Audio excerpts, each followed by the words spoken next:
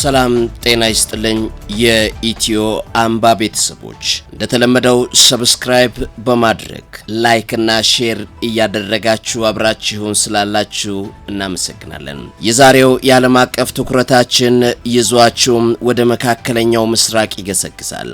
በዚህም የኃያላን መንግስታት የስበት ማዕከል ወደ ሆነችው አገር ይዟችሁ ይጓዛል። አብራችሁን እንድትሆኑ አሁንም የአክብሮት ግብዣችን ነው።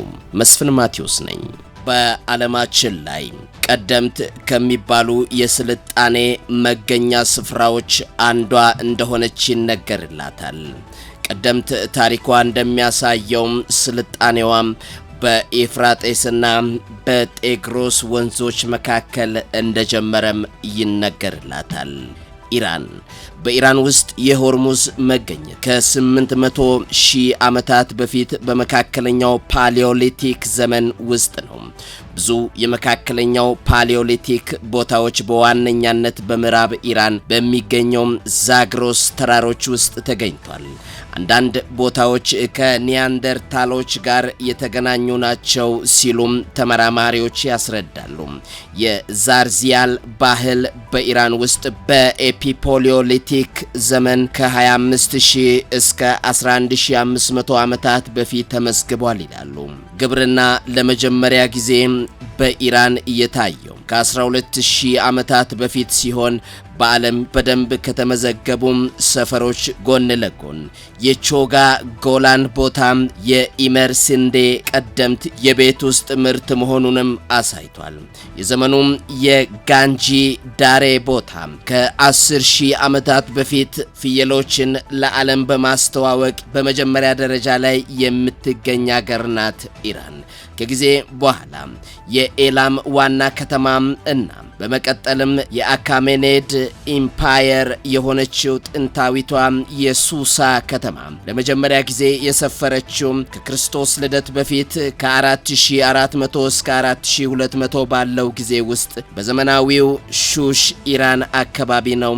የኮራም ኢራክስ ባህልም ከ3400 እስከ 2000 ዓመተ ዓለም ገደማ በሰሜን ምዕራብ ይኖሩ እንደነበረም ቀደምት የኢራን ታሪክ ያስረዳል። ኢራን በይፋ የኢራን እስላማዊ ሪፐብሊክና ፋርስ በመባልም የምትታወቀው በምዕራብ እስያ የምትገኝ ሀገር መሆኗን የሀገሪቱ ታሪክ ያስረዳል። በምዕራብ አቅጣጫ ኢራቅ፣ በሰሜን ምዕራብ ቱርክ፣ አዘርባይጃንና አርሜኒያ፣ በሰሜን ካስፒያን ባህር፣ በሰሜን ምስራቅ ቱርክሜኒስታን፣ በምስራቅ አፍጋኒስታን፣ በደቡብ ምስራቅ ፓኪስታን ከኦማን ባህረ ሰላጤና ከፋርስ ባህረ ሰላጤ ጋር ትዋሰናለች።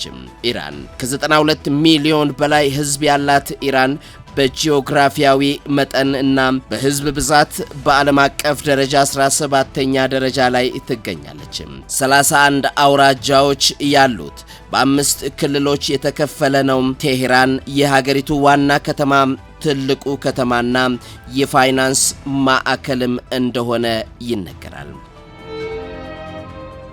በዓለም ላይ ካሉት ጥንታዊ ቀጣይነት ያላቸው ዋና ዋና ስልጣኔዎች አንዱ የሆነው የአሁራ ኢራን ግዛት ለመጀመሪያ ጊዜ በሜዶናውያን ስር የተዋሃደ ሲሆን በ6ኛው ክፍለ ዘመን ከክርስቶስ ልደት በፊት ታላቁ ቂሮስ የአካዳሚክ ኢምፓየር ባቋቋመበት ጊዜ ግዛቱ ከፍታ ላይ ደርሷል። ታላቁ እስክንድር በ4ኛው ክፍለ ዘመን ከክርስቶስ ልደት በፊት ግዛቱን ድል አደረገ።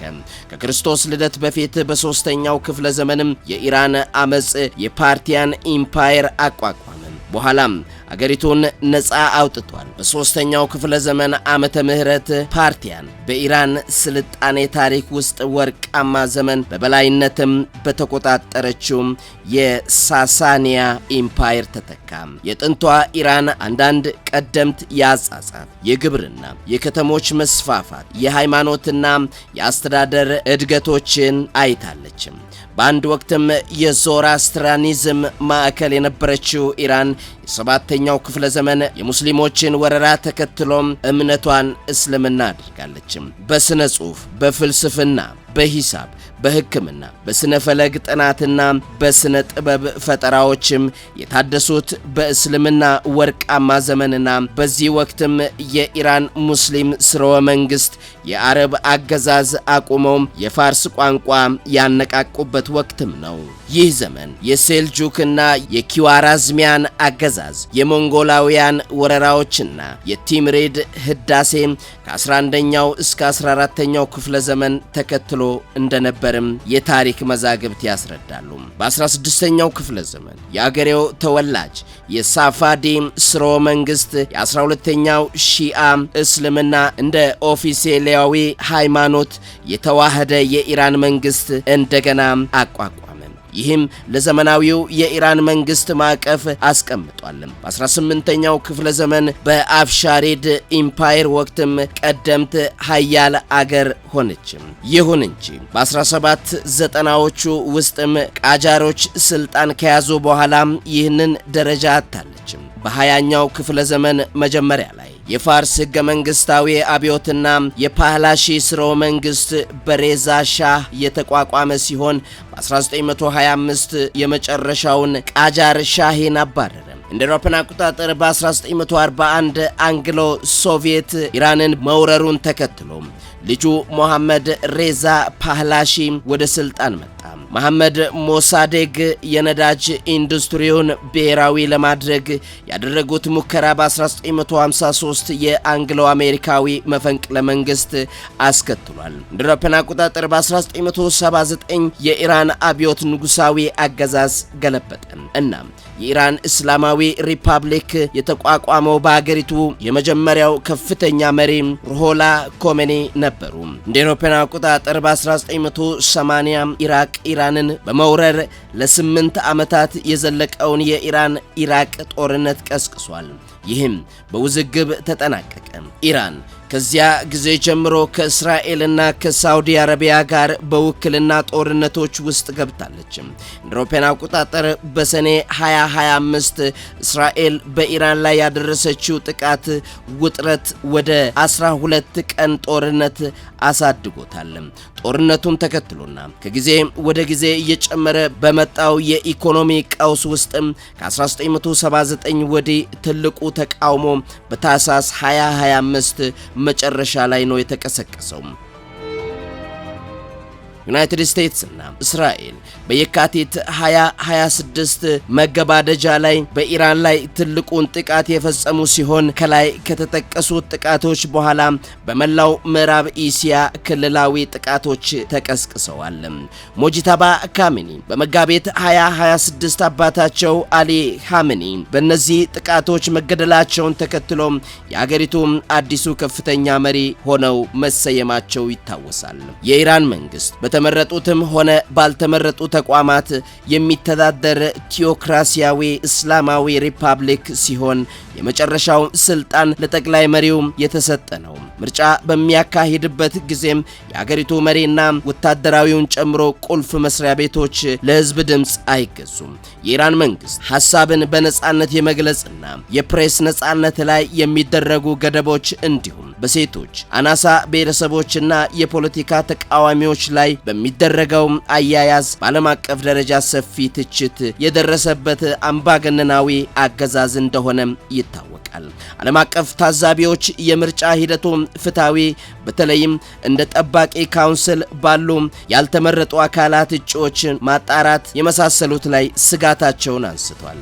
ኢራን በቁልፍ ዘርፎች ጉልህ የሆነ የመንግስት ባለቤትነት ያለው በማዕከላዊ የታቀደ ኢኮኖሚ ትይዛለች። ምንም እንኳን የግል ኢንተርፕራይዝ በዚህ ጎን ለጎን ቢኖርም በዓለም ላይ ሁለተኛዋ ትልቁ የተፈጥሮ ጋዝ አቅርቦትን ጨምሮ በቅሪት አካል ነዳጆችም ትልቅ ክምችት ያላት የዓለማችን ብቸኛ ቱጃር ሀገር መሆኗ ይታወቃል። በዓለም ሁለተኛውን ትልቁን የተፈጥሮ ጋዝ አቅርቦትና ሶስተኛው ትልቁ የተረጋገጠ የነዳጅ ክምችትን ጨምሮ በጂኦፖለቲካዊ ጉልህ ቦታዋና የዓለም የሺአ እስልምና የትኩረት ነጥብ በመሆን ባለው ሚና ምክንያት ክልላዊ የኃይል ማዕከል እንደሆነችም ይነገርላታል።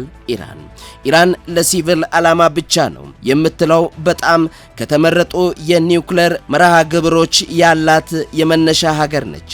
ነገር ግን የኒውክሌር ጦር መሳሪያ ምርትን የመከታተል ኃላፊነት የተሰጠው የተባበሩት መንግስታት ድርጅት ኤጀንሲ ኢራን የጥበቃ ግዴታዋን የማታከብር መሆኗን በሁለት አጋጣሚዎች አረጋግጧል።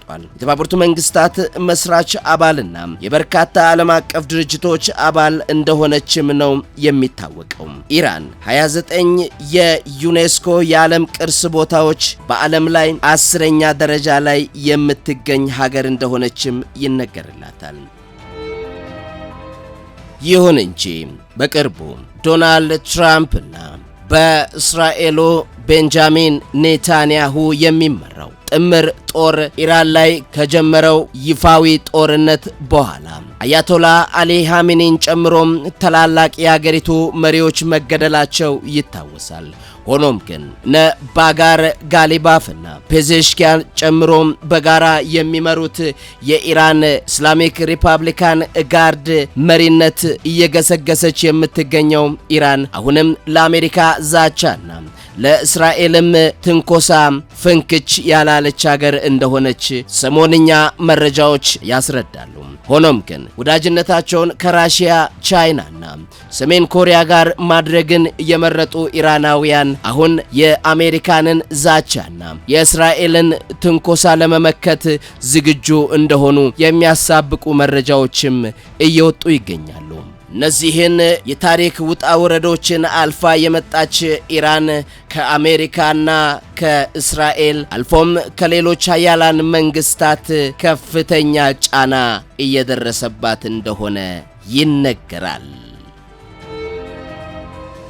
ውድ የኢትዮ አምባ ቤተሰቦች ትንታኔውን መስፍን ማቴዎስ አቀረብኩላችሁ። ስለተከታተላችሁ እናመሰግናለን። በቀጣይ በሌላ የትንታኔ ዘገባ የምንመጣ ይሆናል። መልካም ጊዜ